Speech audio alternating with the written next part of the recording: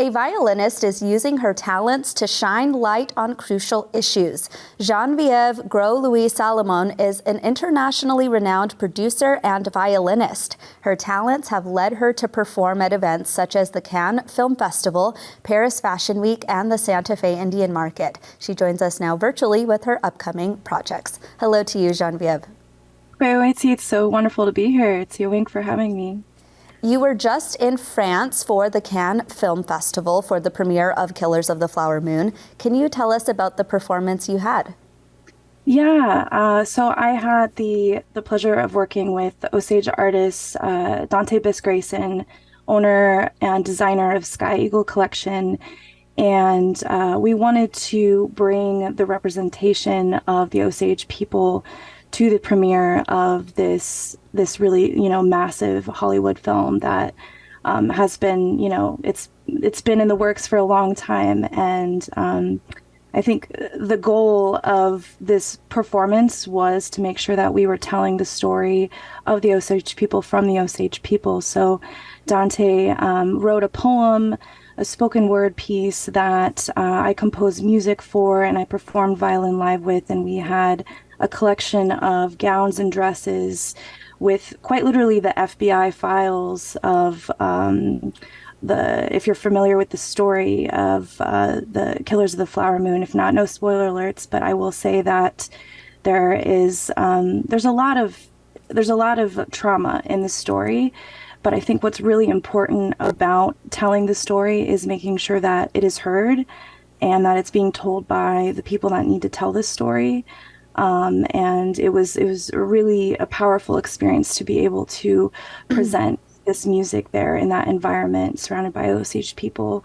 It was an honor to be able to bring that representation to such a large stage. You're right that this film has been buzzing all across Indian country and across the nation. What was it like to share those moments with so much Indigenous talent present?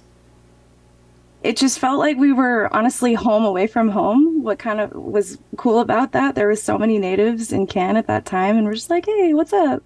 Representation. But also what was so beautiful about the premiere of this film and what we're hearing is that Martin Scorsese really went the extra mile to connect with the Osage community and the elders to make sure that the story that they were writing was directly relating to what actually happened. He was trying to be as respectful as possible, and he made sure that there was as much Indigenous representation in this movie as possible.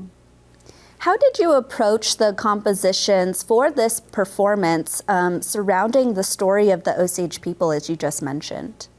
Yeah, it was, as Dante and I discussed, it was, as we said, it was big medicine. It was really intense to take on such an emotionally charged project. So it took me a little while to find the right headspace to compose it, but I ended up studying a lot of war dances of the Osage people that Dante sent to me to listen to, and he actually even recorded some bells from his regalia that I incorporated throughout the entire piece. And drums that he sent recordings of that I incorporated in the entire piece. I actually wrote an entire EP surrounding this, so it's kind of a storytelling experience, which also I feel like is a way of connecting with our culture and our ancestors. I would actually really love to learn more about your upcoming EP. When can we expect to see that, and what will we expect to see in it? Well, it's going to be leading up to the release of the film in October. It's called Flower Moon, Honoring the Osage, and it's a collection of pieces of music featuring Dante Biss-Grayson's spoken word performances and traditional Indigenous instruments, from flutes, rattles, and as I mentioned, I put a lot of his regalia bells in the music because he really wanted that representation. And I layered a lot of voices to make it sound as if it was the village that was crying. I really wanted to bring out the pain, honestly, of the story, because it's important that we understand that there is a lot of emotion that is connected with this story. And I wanted to make sure that that representation was in the score. I'm really curious. It's not every day that we hear about violinists who are Native. What led you to start playing the violin to begin with?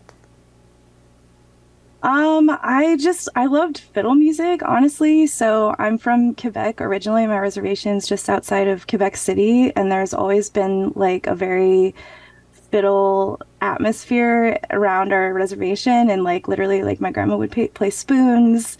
It's very like much that part of our culture. So that's always kind of been relevant, but I've always just been very connected with the violin, and I can't personally sing.